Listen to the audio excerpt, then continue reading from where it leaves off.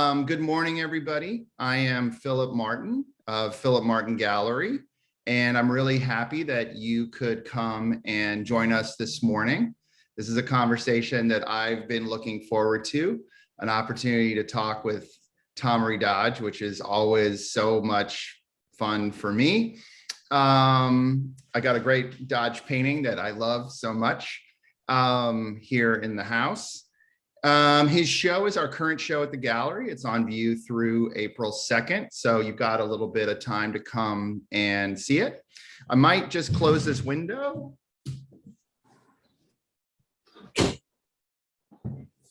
Just in case there's any ambient noise there.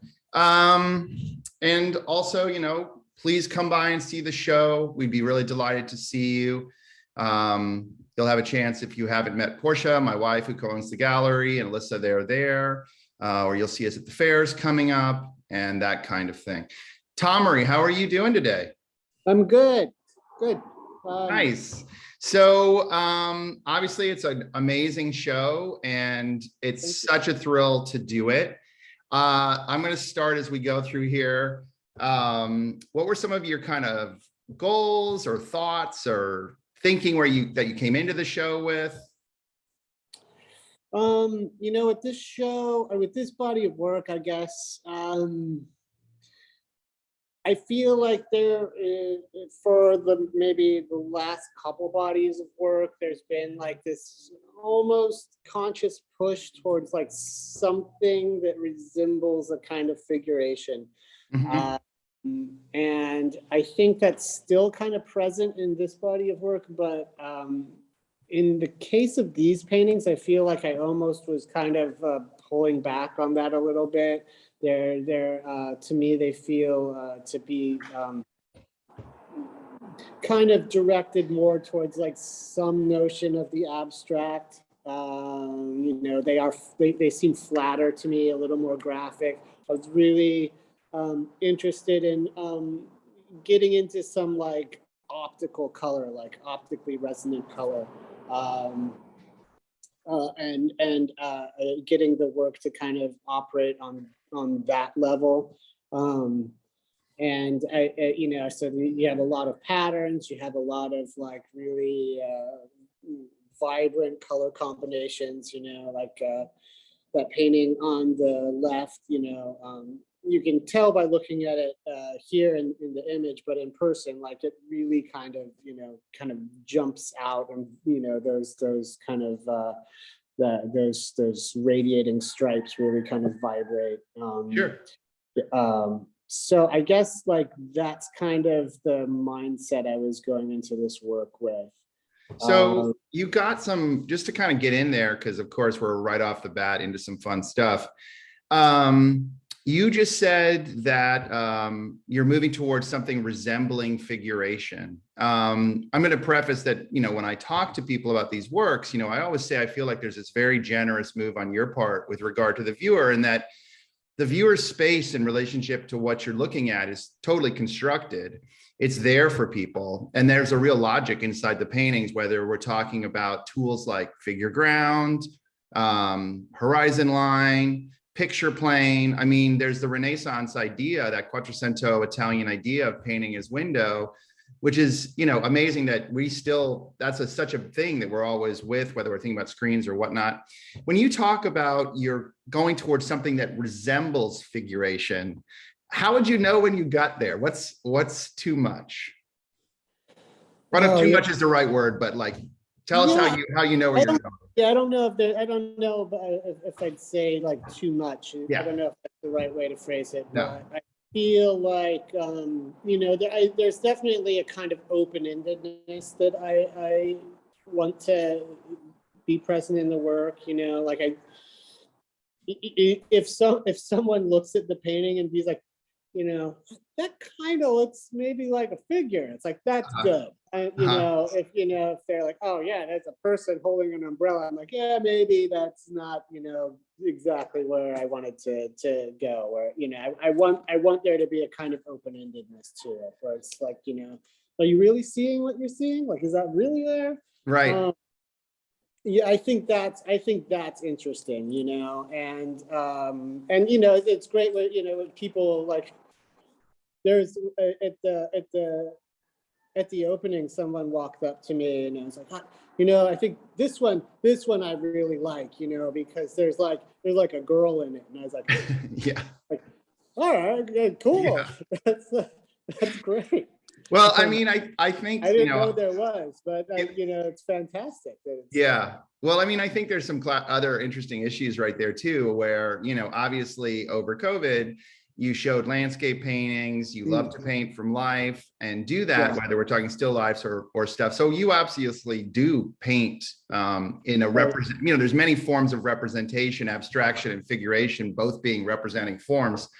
I mean, obviously you paint representationally in terms of that, or also, I think in terms of over COVID also, a great painting that you did was a painting that to me was not dissimilar in some ways. Of course, this is me thinking, with the Matisse, the famous painting of the woman with the hat, the Matisse hat.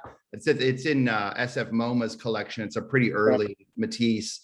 yeah, So,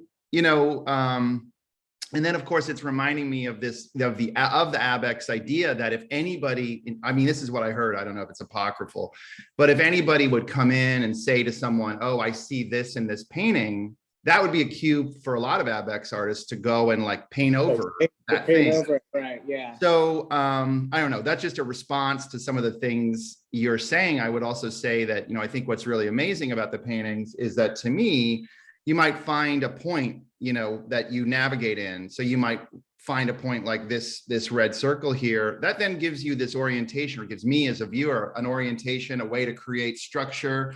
But then to me, what's really fascinating is you then switch to, say, a different moment in the painting that you haven't seen. And then to me, it's like a deck of cards, and the whole structure visually comes back together. So you might see a yeah, girl, I guess, at one moment, and yeah. then any thoughts in relationship to that? Random. Yeah, any thoughts?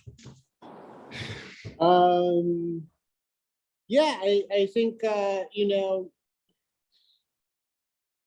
going back to the whole ABEX thing of like, if there something is suggestive of like a representational form of painting it out and like trying to keep things really, there's like there's like this kind of I guess there's this kind of in, implied or like inherent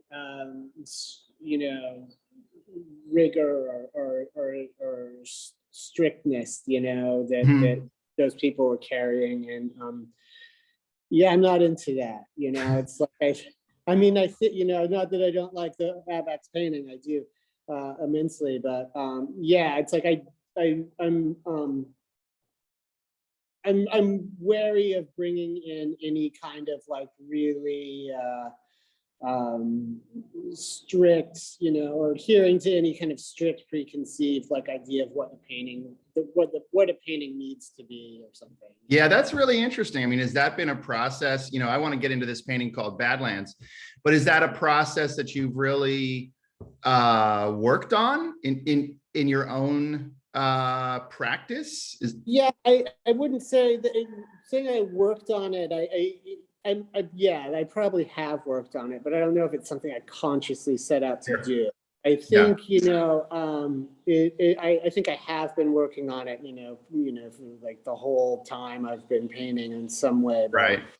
I think, one thing I've realized in the past, come to realize more and more in the past few years, is that there's like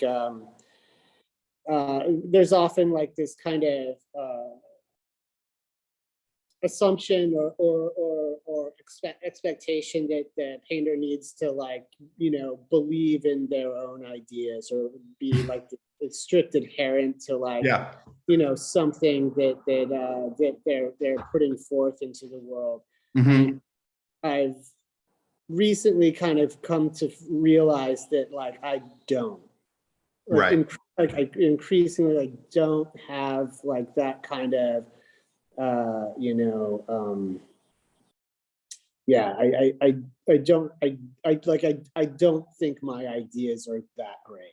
Like, well, I think that, and that's not to say they're not important in like making the painting, but the painting really comes about by like getting rid of them. yeah. At a certain level. Yeah, well, it's interesting, and I mean, I want to continue on this theme, even though we're going to go back probably and talk about these paintings, because it's I worked with Richard Schiff, or I studied with him at the University of Texas. He did make this really interesting comment, which is that the artist doesn't know what they're doing. And he wasn't taking anything away from an artist. He was just simply pointing out that we as people do not necessarily know what's going on in our age. For example, here we are in this conversation about watching what's happening in Ukraine.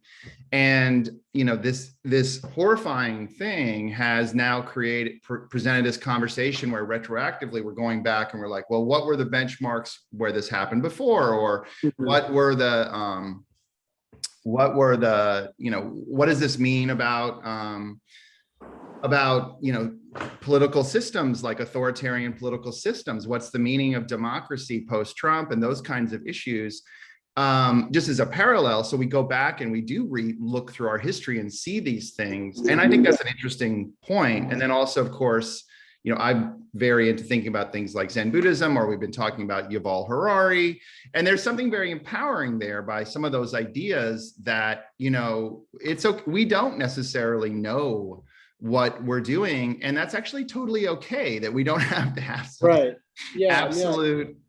absolute sense of self, like orienting the whole thing. But I'm also curious then to go back to that original question that I asked you about, in terms of the feeling of going back to AbX, like if you see something, do you get rid of it? Now I'm wondering, in a certain sense, in your studio practice, have you freed yourself in some ways by being like, oh, I'm actually leaning on this idea, I'm trying to see it this way, maybe I should let go of that and see what happens? Is that relevant?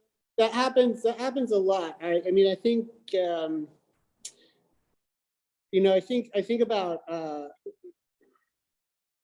kind of the way I paint in its relation with time a lot.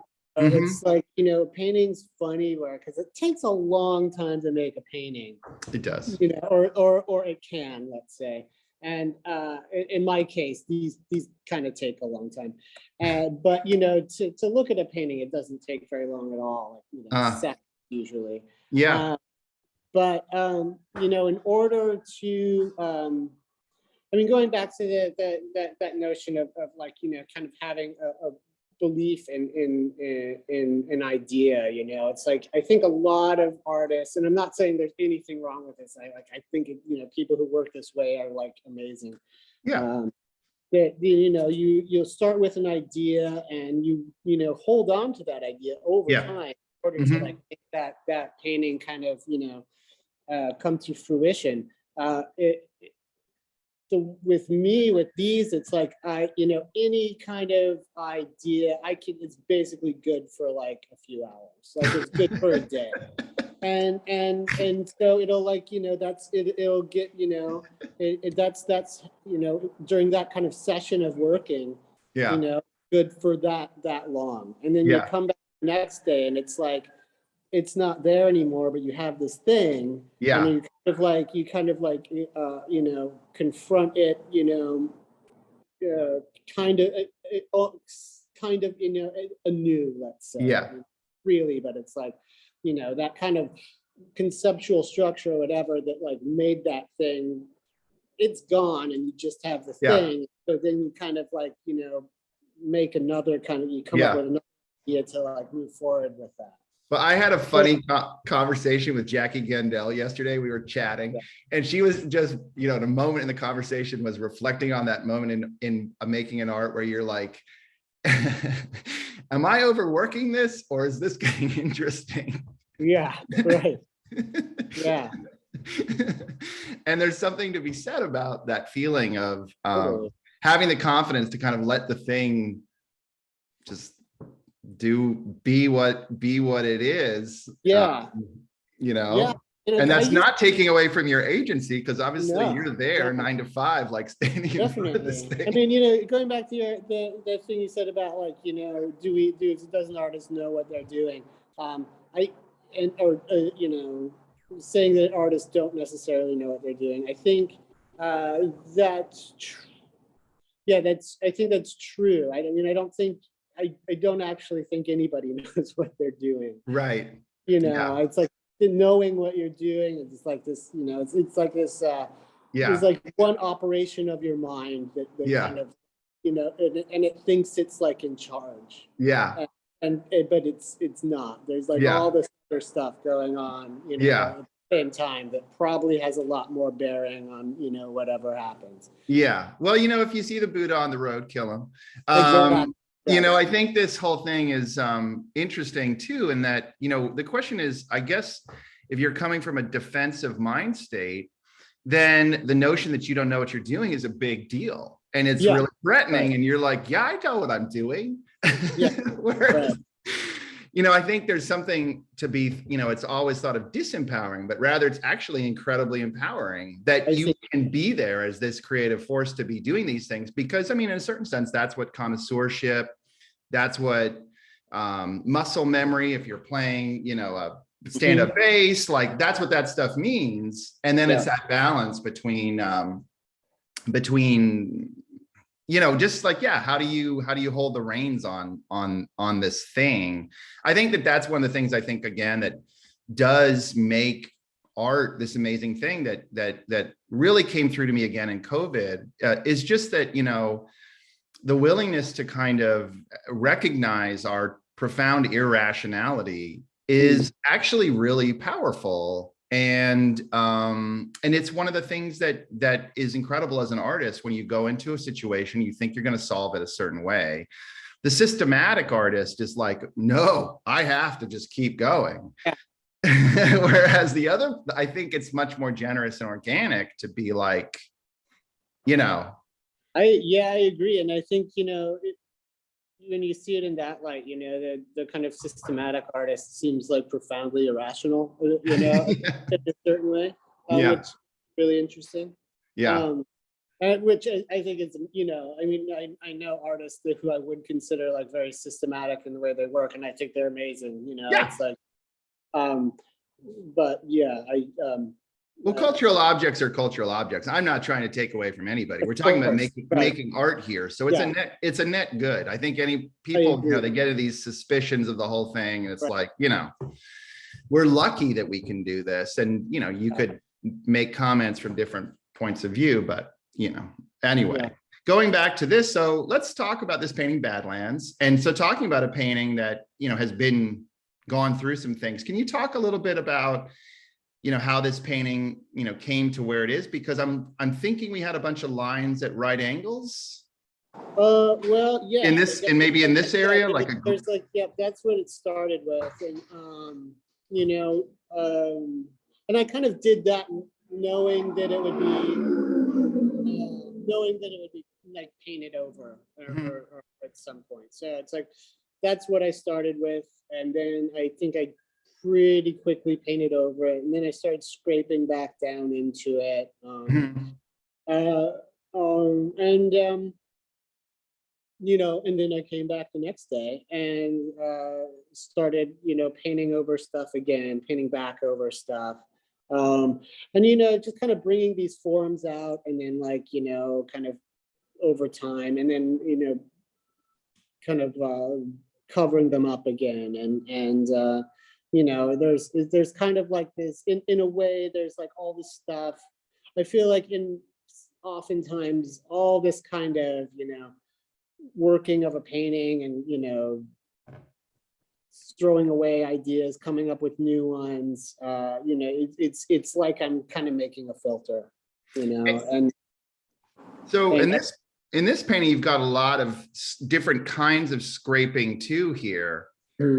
It seems like scraping itself as a mark making process has now developed into kind of a range of possibilities. Yeah, definitely. That's definitely true. Yeah.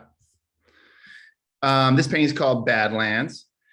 Now, this painting, I'm not going to try to pronounce the name of it. Gasherbrum. Thank you. Yeah. What is Gasherbrum? Gasherbrum is I guess it would be called a massif in the Karakoram mountain range. Ooh, a massif. Yes, a massif. Yeah. Uh-huh. It's the Gasherbrum massif, and it's like they're like these really very tall, kind of amazing looking, very remote, hard to get to mountains in Pakistan, China border. I think there's a good number of them that are there's some of them are like they're among the tallest mountains in the world, but a lot of them are I think like at least 2 or 3 have never been climbed. Wow. Yeah. Now, of course, that's where the smoke comes from. Is this painting? Of course, we've got literally in our language, we call it the landscape format.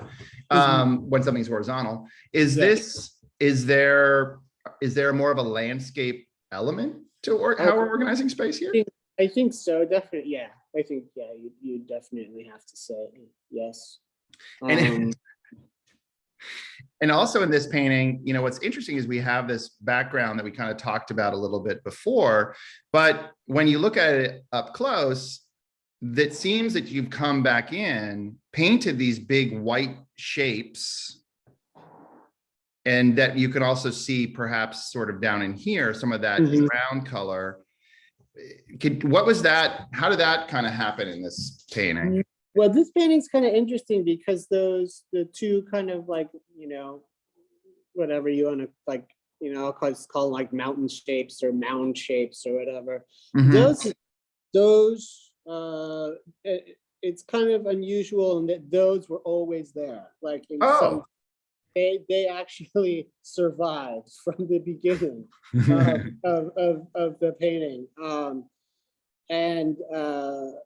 But they didn't look like this. They kind of were painted differently. There's like those forms were there, but the way they were filled in, I should say, was changed like quite a bit over the painting of the painting. And at one point, I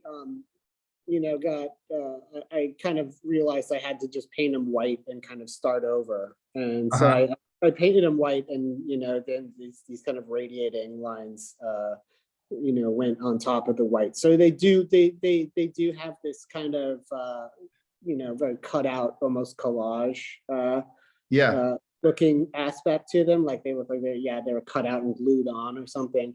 They're not, and that wasn't like an intentional kind of thing that I had planned on doing, but once it happened, I thought it was pretty cool. So I used it on another painting.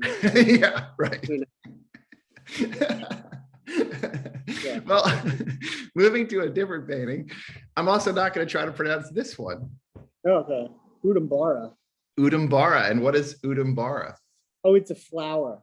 Nice. It's a flower. Nice. Well, that's actually really interesting because, when I look at this painting, I've been thinking about the Berkeley series Diebenkorns because they're about the 60 by 60 size, and they often have a real high horizon line, and they use some similar colors. But now, of course, this whole feeling here of this central section, that's kind of interesting. So what's going on in this one? And also, I'll tell you, we're probably got about 5 minutes. So I don't know if there's things you want to talk about we haven't talked about or whatever. But this one kind of this painting drove me a little crazy for a while. It was like at several points, it was one of those things where it's just like, oh, it's almost done, and I just like it just didn't seem something was bugging me about it. And so it's like, you try to like resolve whatever that is, try to scratch that itch or something. And you realize that you have to paint the whole thing pink, or like, and so, that would happen. Well, this one does have, no, go ahead. Sorry, go ahead. that happened repeatedly. And, it was really kind of trying to, there was like this central form that kept like kind of coming and going. And I was just trying to pin it down somehow, through these like, these orange lines or like, painting around it or whatever. And it really felt like for a long time it kept kind of slipping away, like coming and going. It ended up like this basically. Well, when you tell me about the painting around it with the lines, what do you mean by that? It was how you try to it's like that, it's like that kind of really like graphic division of space, like it's when you make like a drawing with a pen, you try to try to put down a few lines that like will define a form without like closing the form. So it was like, a lot of those orange lines were kind of an attempt to do that. Well, it's very interesting because, that is one thing about this painting. And that was what I was going to ask, is these lines I don't recall seeing anything like these lines. I don't think I've seen this. And I had wondered about it as a device, actually, in that the lines are pretty thick. And they're delineated in paint in a very kind of clear material way. I see a very specific kind of line quality in their thickness and stuff. And I was wondering about that in terms of a painterly device. Yeah, I guess one kind of like reference for those, it's like for a while, and I shouldn't say was, because it's like this is something that still comes back into the work, where there'll be like these almost like neon lines, like that's exactly what I was going to ask about. Yeah, and it's like it's similar to those. It's like it functions the same way. It's like this interesting, thick it's like just like this I don't know, it's a line. Well, all I would say for the viewers, and we're going to get going here, is what I think you're referring to is that you have this dot pattern that has been functioning over the course of the last, I don't know, since 2016 or something. Yeah. Which we talked a lot about synthetic cubism and like how Brock might paint a newspaper. And it seems like it functions to create space, to delineate the picture plane. And also those colors in terms of things that you've also been exploring, like red, blue, and green. And this kind of, I think about rasters or TVs or something like that in terms of those. Those also are functioning often in these other ways, on the painting to define spaces or whatnot. And then in the midst of it, what had also occurred, and there might be, here, and so we've got these star things, but what you're referring to is this kind of neon element that you did. And I think I recall at the time you said you thought it would actually be this big thing and you would use it a lot once you kind of got into it. And here it has some aspect of it. But then I think you said that going back to the very beginning of our conversation, that it was pushing it too far into figuration. Yeah, maybe I felt that way at the time. Yeah. I don't know if I feel that way now, but the one problem with that I've encountered with using that kind of that neon line stuff is that it's something that really has to be done kind of like late in the painting because interesting.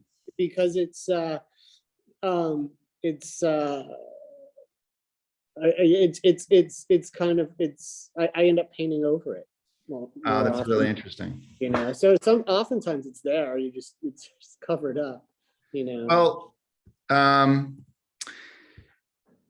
we've got. I was going to say there, and actually, here's somebody just spoke to this, and so maybe it's a question to ask. I was going to point out, in cooking, how olives, which you love the concept of working with, they can be like a flavor bully, and you get them in there too much and they'll just take care of it. But it's been asked more cleverly by Elena, who just says, as the ideas change, how do you choose the paint applications that makes sense? And maybe that's a place to close this.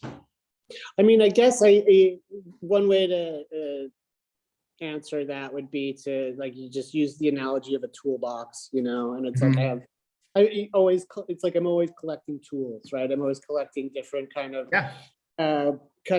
ways of applying paint, and so you look at a situation, it's like, oh, what kind of tool could I use there? And so you pull something out and try it. Maybe it works, maybe it doesn't. If it doesn't work, you try another one. And that's kind of my approach to like these different types of paint application. Yeah, I mean, it is really interesting because there's new ones all the time. I mean, this one has this really interesting moment up here with thick paint, which has come and gone. And then, of course, I'm fascinated always. We've talked about de Kooning and how he would put paintings together to have these chance-driven moments. And you have a system with plastic where you can paint on plastic and push things together. And we've talked about that in other conversations. Tomory, I love the conversation, and it's such a privilege to work with your work. Thank you so much for inviting us over to have this conversation today. Do you have anything you want to talk about before we check out? I don't think so. I think we covered it. Okay. Well, thank you everybody for joining us today. I hope you guys have a great weekend, and the show's up through April 2nd. And if you have any questions about anything you saw today, or want to be in touch, just send me an email. Talk to you later. Bye.